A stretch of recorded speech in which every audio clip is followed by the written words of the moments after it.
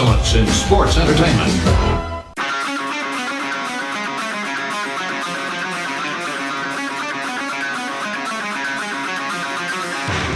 Pro wrestling talk from the four corners of parts unknown. This is That Wrestling Podcast. Welcome to That Wrestling Podcast, the #1 sports entertainment podcast in the world. We're like 73 on pro wrestling podcast with sports entertainment. We are #1. I am Jason. Brian is on assignment, and this week doing things a little different. Brian, Joe is here. Kevin's here, and Joe. Since Brian's not here, we can talk about this and make fun of him. Remember back in the fall when Brian got worked into a shoot about Zack Ryder getting stabbed with pizza cutters on his way to the GCW ring? Oh, yeah. I definitely remember that. It dawned on me that you, sir, have been worked into a shoot of your own. Oh, really? Thanks to the Queen, Charlotte Flair. You're so angry. You're just done with Charlotte. And she got you. You got worked into a shoot, brother. I wish I had the tweet from the Hulkster, but I don't. And nobody needs to put it up in the chat. But you got worked into a shoot. How is this possible? How did I get worked into a shoot? I'm wearing a shirt. We'll get to that later. But how did this happen? Because my opinion hasn't changed in years. Your anger towards the Queen has gotten you worked into. You know what? This is where I miss Brian because he's had. So since you're in charge this week, how many times am I going to be? There's one. So, okay. Every week we start the show the exact same way. Yeah. Find out what we are wearing. What are you wearing? What are you wearing? What are you wearing today? What are you wearing? What are you wearing? What are you wearing today? Since Joe is muted, we will start with Kevin. What do you got this week, Kev? Yeah, I watched the show The Floor is Lava with Brett. At least we watched every single episode of season 1 at least 4 or 5 times. Some news on season 2 have come out. Some AEW wrestlers, Orange Cassidy, Chuck Taylor, and Statlander. They're going to be a team going against other teams on The Floor is Lava season 2. I haven't worn this shirt. $5 special from Hot Topic wearing... Oh, the Orange Cassidy. The Orange Cassidy, like glamour shot. Not like the Jericho glamour shot I have, just more like a black. It's a yearbook. It's like a yearbook photo. Yearbook photo. Yeah. Nice. Yeah. $5. Nice. I don't know the brand. Oh, it doesn't matter. Related. Yeah. $5. Solid. I give it a half thumb up. And since Joe's still muted, I am wearing my award for winning the 1991 WrestleFest video game championship that actually happened in 2014. Enjoy it. It's in all of its 1991-ness. All right, Joe, we're going to unmute you here. Go ahead. What do you got? All right. Well, you will acknowledge me because I am the head of the table this week. Since I knew Brian wasn't going to be here, I want to keep the appreciation going for myself. And another reason is this is, you have your championship shirt for WrestleFest. This was one of my winnings from last year's WrestleMania. Oh, okay. So I still haven't worn like all the ones from this year's, but last year's this was one of, I think I wear this one the most out of all my wrestling shirts. Very cool. And it doesn't work at home either when I try to tell my wife to acknowledge me. She's like, no. Nor on this show either. So, exactly. We miss you, Brian. Joe Appreciation Week doesn't exist when I'm in charge. So over the weekend, we had WrestleMania Backlash. And for me, I feel that all the matches on WrestleMania Backlash were better than their WrestleMania counterparts. What do you guys think? I'll say this. I think last week I said on paper, like okay, and it was probably going to over exceed. I thought it was very, very entertaining from start to finish. Had to go back a little bit because I missed the first hour. Dang you, Mother's Day. But yeah, like I was blown away by Seth Cody, and that was one of the matches I missed. And I was like, got the tip, and I was like, damn, with the roll up. I was like, well, damn, now I already know Seth won, and then nothing. And I was like, I was expecting like, hey, yeah, you got it. And I was like, dang it, man, I'm so bummed. So I watched it the next day, and I was like, oh shit, okay. And I was like, swerved. Like it was. I just thought from every match was entertaining, but that Seth Cody, man, that was so phenomenal. That's the program that I never want to end. But they're gonna. Wow, did somebody just fart? I don't know what that was, but What? I think that's Joe's way of saying unmute me. I want to play. I want to talk too. Go ahead, Joe. Kevin nailed it. I gotta say, Seth and Cody was definitely better this time than the WrestleMania one. Even though the WrestleMania one obviously had the bigger moment, but this was just a great match between these two. And at that point, I was worried for the rest of the premium live event. I think I even said it afterwards. I'm like, good luck following that. Yeah. And I thought it would be Corbin afterwards, but it ended up being Lashley's match, which is like, okay, perfect match to follow because it just brought everyone back down. So it could be back up. I got to agree, all the matches, but it's kind of hard to say all the matches were better than the WrestleMania counterparts because we got to look at this. The main event, you had McIntyre Corbin was their WrestleMania match. So of course that was better. Well, I just meant the rematches. Obviously, yeah. That 6-man, I don't know if any of you have watched any PWG online. That 6-man was a PWG type match. It was fast paced. It was hard hitting. It was high flying, and it delivered when we all thought, "Oh, 6-man, that's not really going to do anything." Now, of course, you know we've learned that RK Bro are heading to Smackdown later tonight. They are going to unify these titles, and I'm excited for it. I've been wanting unification for years now. But the Roman news that came out this week that he has taken a hiatus for up to 10 weeks. And yesterday, Thursday, it came out that they redid the Hell in the Cell poster. Roman's not the focus anymore. It's one Cody Rhodes. Now, how do you think, or what do you think happens with the head of the table character now that he's going to be gone for 10 weeks? We'll start with you, Joe. I'm confused because it's like, I don't want him to lose the championships. I don't want to see that happen. But you can't have SummerSlam without the main championship. And if that 10 weeks is happening during SummerSlam, you got to hotshot the belt off of Roman for the summer. And that's what I don't want to see. But it looks like they're going to go. They could be going with Cody ahead of the WrestleMania moment, which I thought last year. So you got to have the champion over one of the big four. But I'm just confused by the whole thing. Kevin? Yeah, I'm confused a little bit too. Maybe they keep them unified on Roman, but make interims. UFC's really big on interims, so maybe they do interim type stuff. And then there's a lot of craziness. I know we're going to touch base on the Cody with Money in the Bank in a little bit, which kind of adds another piece to the confusion of what could happen with the unification. But that's what I would like to see. Let him go, right? He deserves it.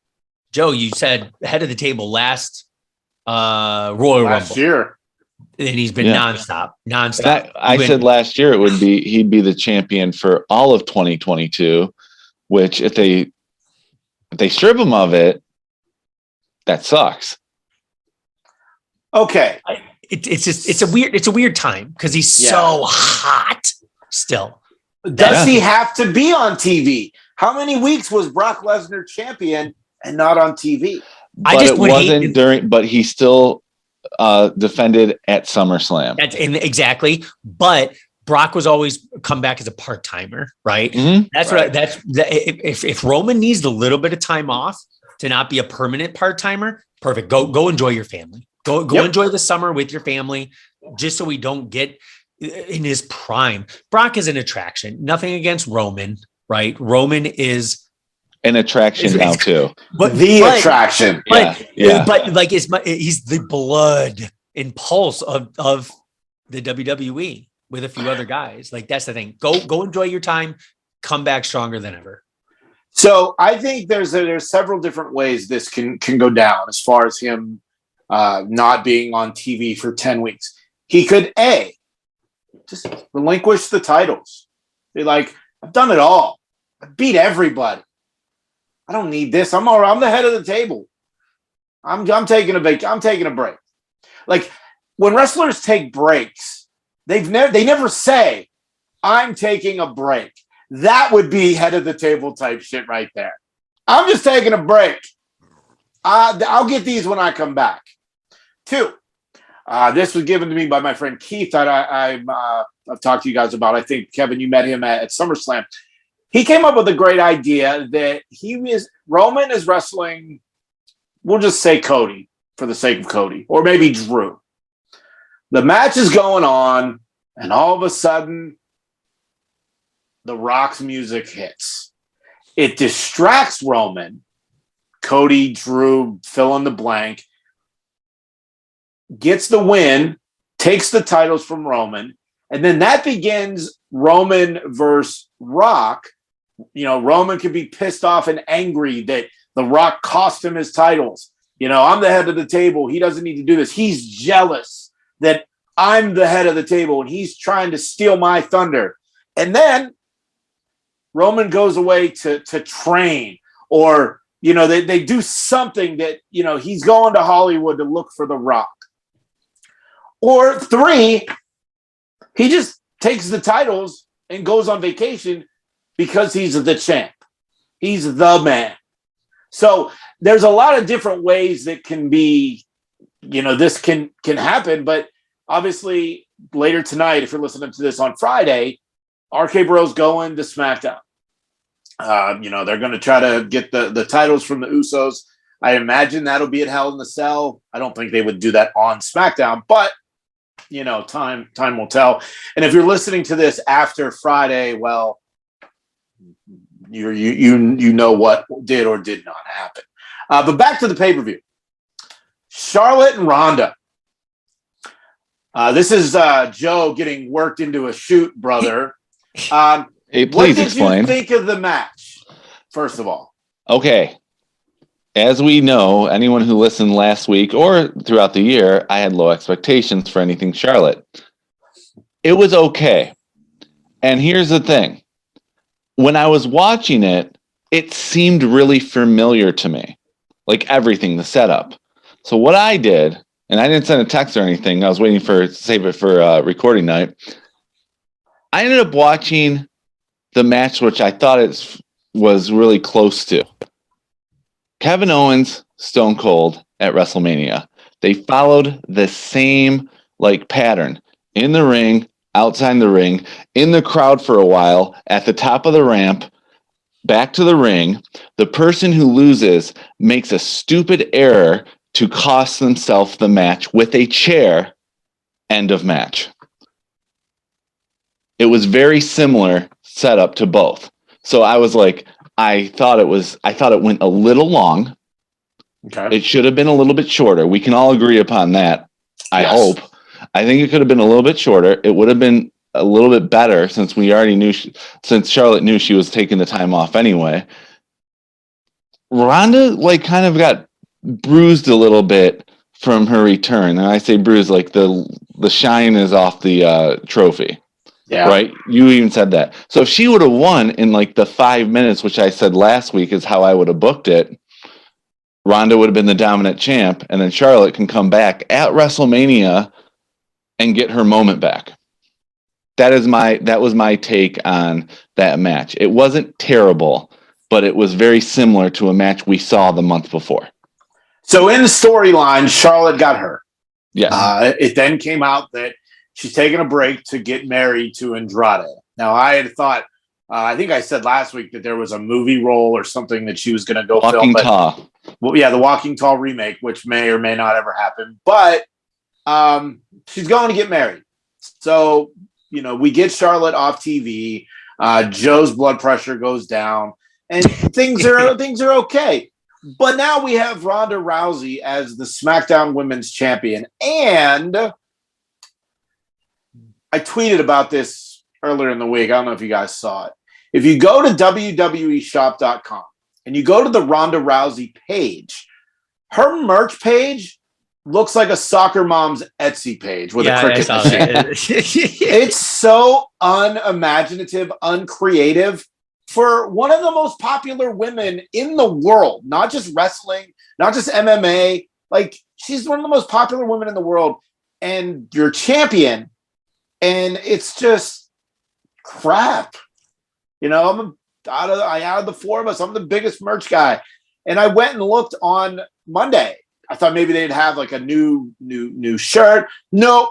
It's just the Hot Rod ripoffs. Well, it says Hot Mama, Hot Ronda, Rowdy, Baddest. The one she had on at the pay-per-view was Baddest in 8-bit print, like video games, because she does a lot of Twitch stuff. I don't know. But like I said last week, what are we going to get? Are we going to get Smiley shaking hands, walking to the ring, and then as soon as she hits the steps, it's not going to work. Her mic skills are terrible. She needs a mouthpiece. And who is that mouthpiece, you might ask? LA Knight. I was about to say, who is that mouthpiece? LA Knight.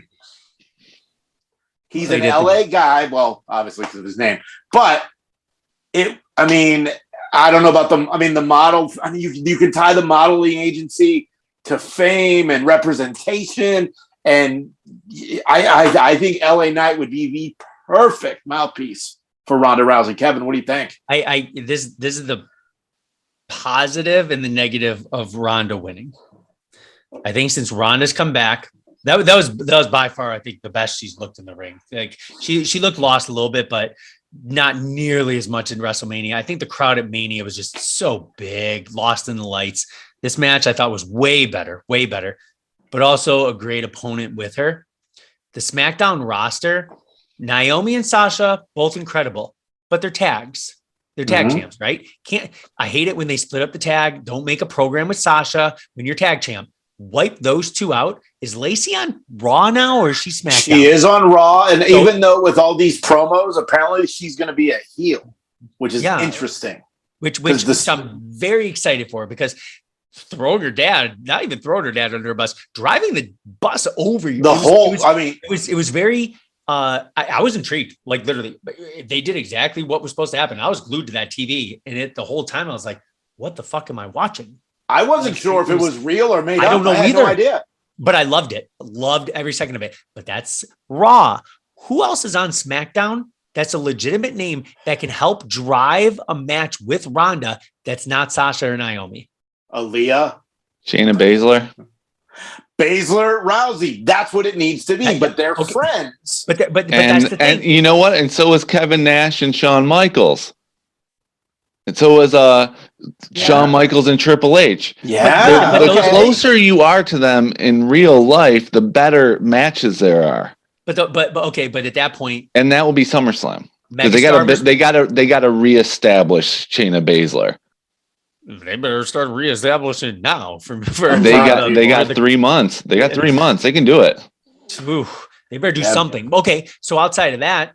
Okay, then Ronda needs to face jobbers as the champion. This is funny, Kevin, that you're mentioning this, because this is what I've been saying about She Who Shall Not Be Pinned for the past year on SmackDown. She's decimated the whole women's roster on that show. So now that she's gone, there's no one there. Okay. And they're going to, and you know what's going to happen? They're going to blame Ronda. And that means she who shall not be pinned, ego will boom, and they'll just like, she'll come back and get the belt again and be like, and that will be established of another roster she run. But thanks for proving my point. Love or hate Charlotte, she gets the crowd reaction of a lot of boos, right? Ronda gets a lot of silence. Yeah, people just don't react to her. People just. But you know who will get her crowd reaction? LA Knight. Bailey. Have you seen her on Twitter though? Very nice. She goes to all these NBA playoff games. It's the greatest thing ever. Every tweet is like, I'm at the Mavs Suns game. I'm at the Pelicans Jazz game. I'm at the Bucks Celtics game, and I'm like, this is great. So, and she's also saying it's called rehab. I'm injured. She showed that. I think I've read that she's ready to come back, but only time will tell. Another woman that made some news at Backlash was Ria Ripley. Of course, it was rumored that she was going to join the Judgment Day. It did happen. What was interesting was the announcers. Who is he? Who's the man under the mask? Well, if you looked at the boots and the pants, you knew it was Ria Ripley's gear. She was wearing Ria Ripley on her leg. Oh, I didn't realize that. But, that's funny. Oh, man. And then, of course, the new hair. Because, I mean, who in their right mind would wear all black all the time and have fake blonde hair? Who would do that? That's absurd. So now she has black hair. It's awesome. And Edge got the Ria Ripley haircut, which is crazy. But I think it all works. Ria needed something. Unfortunately, on Raw, though, I felt like Liv got way too much offense in than what she should have. Like, am I wrong to think Ria should have just destroyed Liv with like this new persona and this new like attitude and everything, Kevin? I would have loved it if it did, but if it did, Liv would have went, woo. Not even crash and burn. She would have crashed and decimated. Nikki ASH would have been right next to her going like, oh, this seems familiar. And the bigger thing is from her even getting offense, that was the most interested in a while for me watching Rhea. Just even her standing next to Edge and then Damian Priest. Damian has gotten so much better on the mic, even from last year with Bad Bunny, and now seeing him be bad. I'm all in, and I know I'm an Edge guy. Good Edge, bad Edge. This group is going places, and that's the best part. I want them to keep being evil, and the music. His music so good. Well, I mean, the Alter Bridge really can't go wrong, with any of their songs. The one thing about Rhea that you're right, Kevin, she's more important now than she's been on the main roster the whole time. The last time she felt like this is when she was in NXT, when she was like this badass and the only real believable threat to someone that could beat Shayna Baszler when Baszler was on her run of terror in NXT. So hopefully, we get the Shayna run with Ronda for a little while. We get Rhea being this badass. I'm excited for the Nikki and Doudrop team. I think there's something there. If they get, I thought Doudrop was going to rip that mask off her face on Monday night. Like, she was like, "You're not taking this serious. What are you doing?" So I don't know if we'll get like crazy Nikki from NXT or whatever, but Nikki and Doudrop, I really feel like there is something there. I don't see Sanity Nikki ever coming back. Okay, I was blanking. I was blanking on. I knew you were, so I was just helping you out. Yeah. So now Cody and Seth, you guys talked a little bit about the match, and of course they ran the ad for Money in the Bank, which Cody says the winner gets to headline WrestleMania. Did he say gets to, or did he say could? The winner will get to headline WrestleMania. Yeah. I couldn't believe that made it through a final edit, unless, and I also think July to April, that's a long time to carry that bracelet or the briefcase Briefcase. around. So my initial thought was this is wrong. That shouldn't have happened. But maybe whoever wins the briefcase gets the chance to cash in, and then they will be champion. Because what is it? 95% of people that have cashed in have become the champ. The new champ will headline WrestleMania next year. Thoughts? If that's what happens, takes away the Rumble. But here's how they can make it work. Money in the Bank, night 1. Rumble, night 2. Rumble has the advantage because they don't have to wrestle both nights. That's if they keep it as unified. If they split it, then Money in the Bank, one championship, Rumble the other. But then it's like, then that turns into who gets which what? show What is it the gonna bigger be on? show? So it's like, is it going to be, excuse me. So if the Money in the Bank winner, let's say, is Cody and he's on Raw, does that mean the Rumble is going to be nothing but the SmackDown roster? Well, no, because anybody could win. I mean, you get to choose. So, That's like, true. if Cody wins, obviously this Roman thing throws a wrench into this plan for now for the Money in the Bank winner. But I don't know. I just thought the ad was weird. My way around it was that, but I guess only time will tell. Did you guys watch NXT? I know this isn't on the rundown, but there's just one NXT thing I wanted to talk about. Joe Gacy. Love this guy. Absolutely love this guy. So much like Brian said a few weeks ago, Brian's not into Joe Gacy and how, Bray Wyatt does it better. So there was a tweet that came out. It was a picture of Joe Gacy, and it says, when you order Bray Wyatt from Wish and you get Joe Gacy. So then Joe Gacy comes back yesterday on Twitter. Is it Wish or Target? I just want to make sure I got the right store. So awesome. So awesome.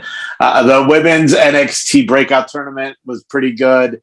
Nikita Lyons, I thought maybe she would lose, but she did win, spoiler alert. And then finally, this is a shorter podcast this week. No 5 count, which, thinking about it, we probably could have had a 5 count. We did celebrate 20 years of Batista this week. We probably should have, but let's do it now. Let's talk about just roundtable. You say a moment, I say a moment. Joe, not your top, so we don't, you know what I mean, say around the same. But like my favorite Batista moment is Blue Tista. They all were wearing black at the Evolution reunion. Batista comes out in the blue vest and the blue trunks. They made an action figure of it. That's how iconic Blue Tista is. That's my That's my Batista. And of course, Drax on MCU and Guardians. So go ahead. And the streamer on Hulu. Oh, the streamer on Hulu is great too. Man, I love it. I love it. I gotta say, for mine, besides the thumbs down, that's a given. Yeah, that's amazing. When he told John Cena he can go back to kissing fat girls, like babies or whatever, fucking babies and kissing fat girls, like that was like ultimate like D-bag Batista, which is my favorite Batista. That's funny, Kevin. And I love the backstage segment. Was it a real fan that jumped in and was like doing the gun, or is it like a staged stupid actor? But I remember he did it. Tita's just looking at him, and then like he runs away, and then like security chase after the guy. I've never looked like, was it real? Was it fake? But like it always goes back and forth. Like it just Batista's reaction to it was hilarious. I would say. Batista came at a weird time for me in professional wrestling, because it's like always was a fan, but not like the biggest fan when he first started. I became more of a fan once his career got kind of like some traction in it. I mean, everything Evolution, I love everything Evolution. But of course, him breaking free. When he returned for the 2014 Royal Rumble that happened in Pittsburgh, and they filmed a DVD, and it was all about that day and that return.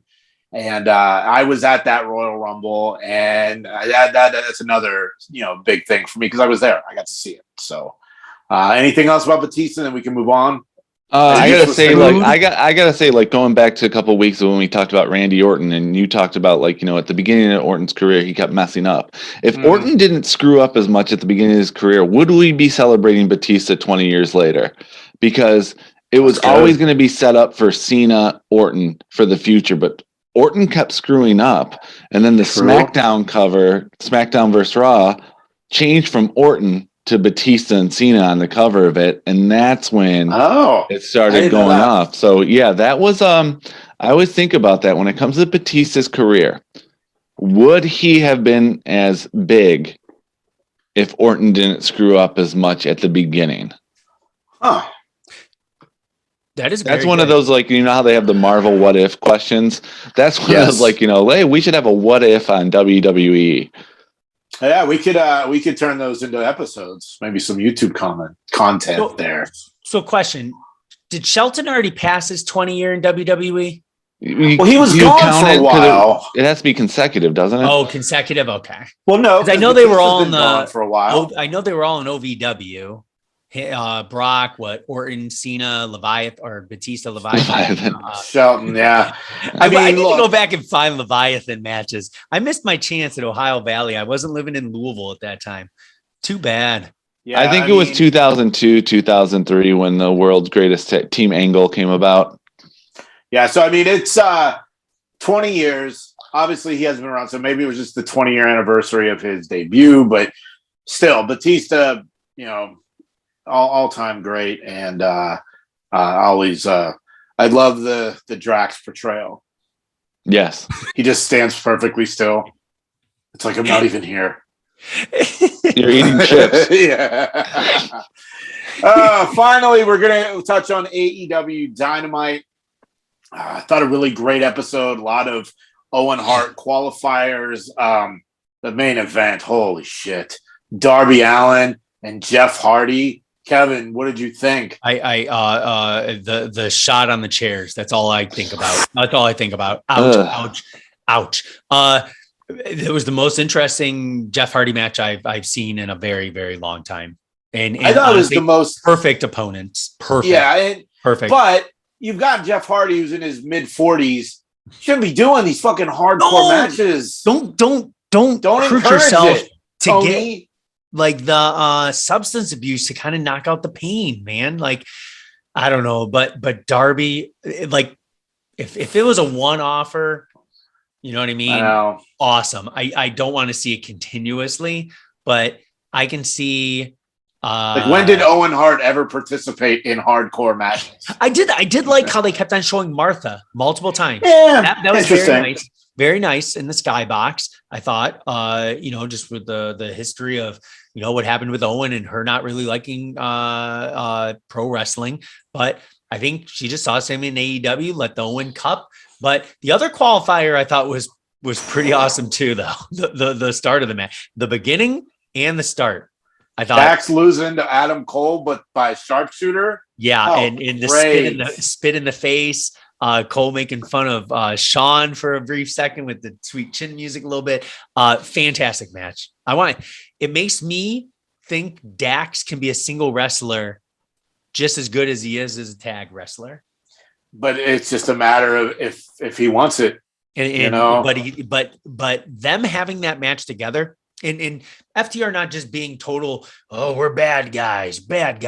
You know what I mean? They have flipped the switch because I've always been interested, not to the point where I'm like, they're my favorite team, guys. Dax is making me want to see him solo some more, just in case say if Cash gets hurt or something. Well, and then speaking of bad guys, CM Punk walks out in Long Island in a John Tavares jersey, who left the Islanders a few seasons ago, wearing Islander color gear, was getting booed He got a lot of boos. He was in there with John Silver. Of course, John Silver from Long Island, so it made sense. If I wish we would get Punk turning heel in a less, or what, not so obvious. Like, come on. Like, last time he was in Long Island, he bashed the hockey team. So he's back again, wearing the jersey, the people that, everyone hates. If we're going to get this, I wish it was a little more well done. But Adam Page, got in there. I think this is going to be a good one. And, he flipped him off. Brian's not the only one that wants him to start drinking beers again. But I don't know if we're going to get that. And when, the pay-per-view comes, I think Page could win. I don't think Punk needs the title, but I think Page could end up winning. So I know you're not a fan of Page's run as champion, but look, my big thing has always been homegrown talent. You have Hangman defeat Kenny Omega, Bryan Danielson, Adam Cole, CM Punk. So he beat one homegrown talent, but like I own 2 AEW shirts, and one of them is Hangman Page. So it's like I'm a fan of the guy. It's just been not a great run, and it's not really his fault. But this could make it on a switch to a great run. I'll get behind him, obviously. I'm kind of like going back on the CM Punk thing of him like only being booed in Long Island. Is he really trying to be that much like Bret Hart, like being booed in the US? But he's just doing Long Island versus the world all cheers him.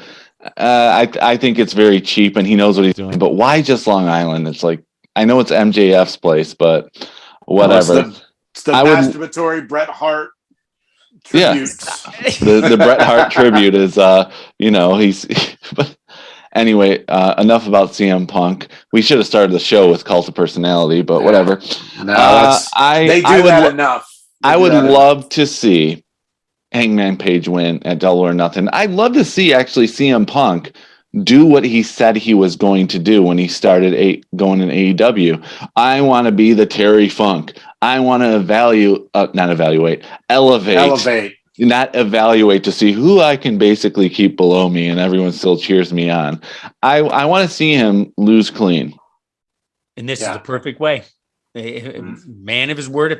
If he wins, and this is the thing, the person who's going to win in this match, this guy, because I think it's going to be a fantastic match. Whoever wins, I'll be fine with. That's the thing. Get out of here, Kevin. You're not buying the pay-per-view. Get the fuck out. But I'll be rooting. But I'll be rooting for Hangman. I look at it like this. Punk, like you said, Jason, Punk doesn't need the major AEW World Heavyweight Championship to win it.